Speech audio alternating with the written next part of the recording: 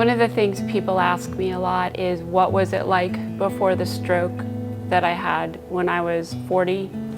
I don't remember, but what I know is that I owned my own business. I loved to dance, and it's very foggy. It was February 1st, 2014, and I remember I was putting away the groceries, and I started to struggle to do that. And then all of a sudden, it was like, bam. There was absolutely no reason for anyone to expect that I would have a sudden stroke. I was told that they weren't sure if I was going to make it for about a week or so.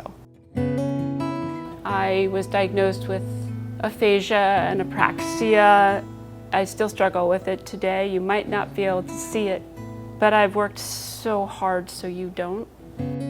After I had my stroke, a year later, a wooden beam fell on my head. It took a couple years, but I was diagnosed as legally blind. I was very lucky that I found the Mind Your Brain Foundation conferences, and I found resources that didn't let any of those things stop me. I mean, I came here in a wheelchair, and now I'm walking through a garden, and that is surreal. Beautiful.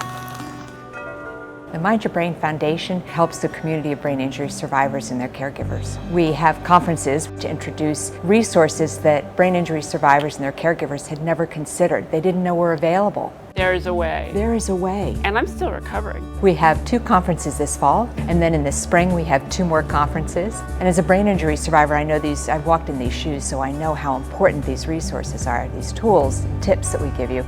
Reach out and tell somebody, can you help me with this? Yep. And let us take it from there. We are the safety net after you're released from post-acute care and rehabilitation, and a lifeline for that population. Between Bryn Mawr Rehab and the Mind Your Brain conferences, I got what I needed so I could dance again. Now, I'm an outreach coordinator for the Mind Your Brain Foundation. Thank you.